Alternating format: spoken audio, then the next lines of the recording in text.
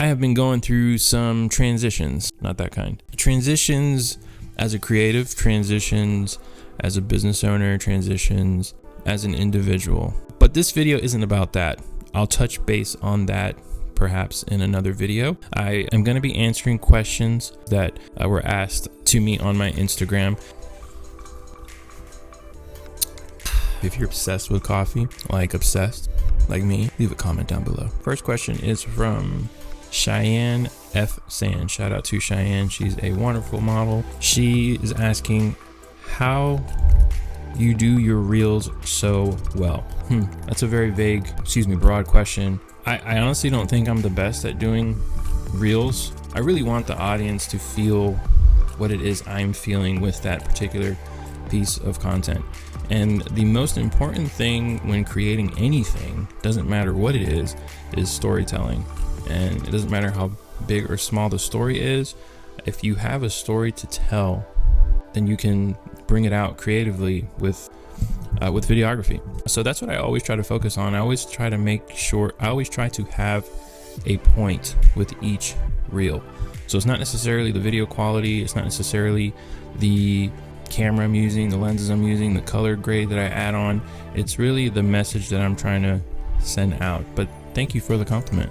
So storytelling. To answer your question, I always focus on storytelling. Next question. This one is from King Connor 89. Really cool dude. Shout out to King Connor and the guys over there at Cardinal Camera in Pineville, North Carolina. Check them out. All right, Connor's question is, gotta be color grading your log footage.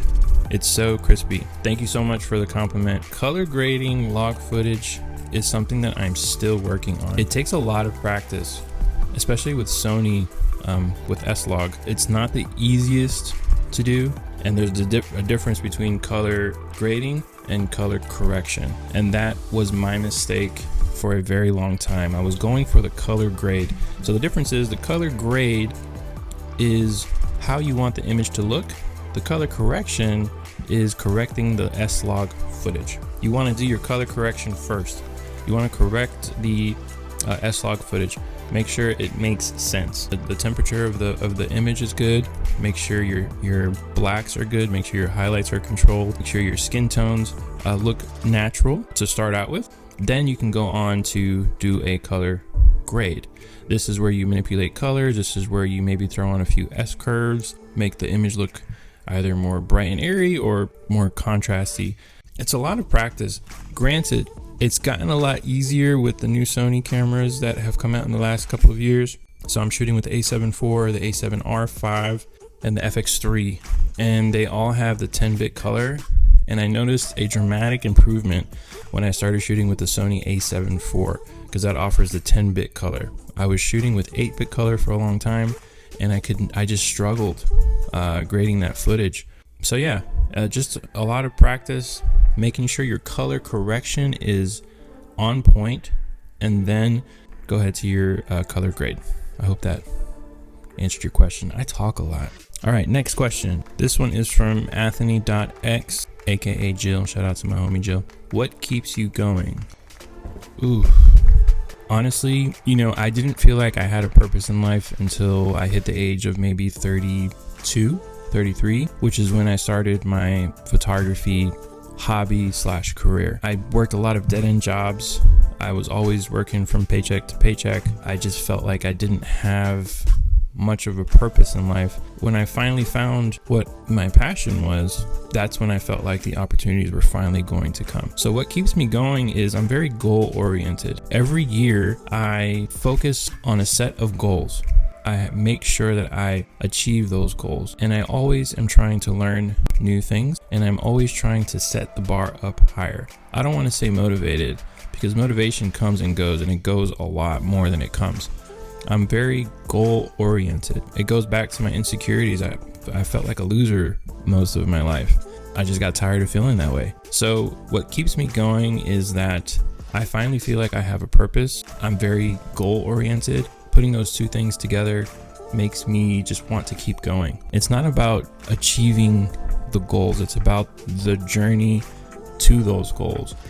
And on top of that, what really keeps me going are my mistakes, are my failures. When I make a mistake, I'm extremely hard on myself.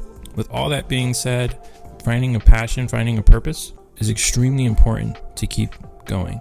And if you don't know what that is yet, I just advise you to just keep moving, keep trying new things, follow your interests, follow your passions. If you have something that you're very passionate about, figure out how to make money with it. So you're not only doing it as a hobby, but you're actually benefiting from it from a financial point of view, if that makes sense. Yahabad _ asks, where do you get your inspiration while editing videos? This one's interesting. You don't want to get inspiration while you're editing. You want to make sure you have a purpose for that edit before the shoot even happens. What does that mean? That happens with pre-production, that happens with mood boards, that happens with screenwriting, that happens with talking to other creatives. Surround yourself with other creatives. Constantly study other creatives at work.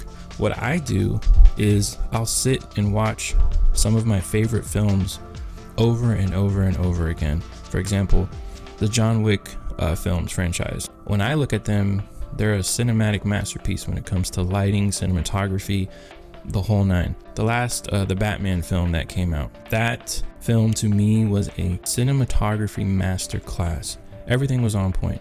The storytelling, the lighting, the mood, the acting, the sound design. I try to get my inspiration beforehand. I also listen to a lot of different music.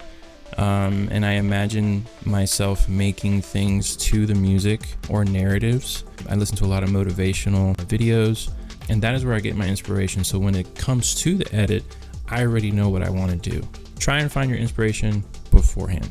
Pausing Lives asks, motto for photography versus videography.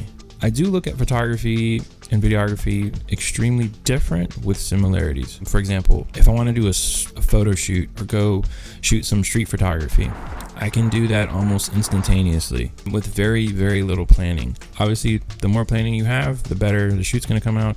But sometimes improvised stuff comes out really, really well. Videography, it's a little harder to tell the story, and you want to make sure that you're telling that story correctly.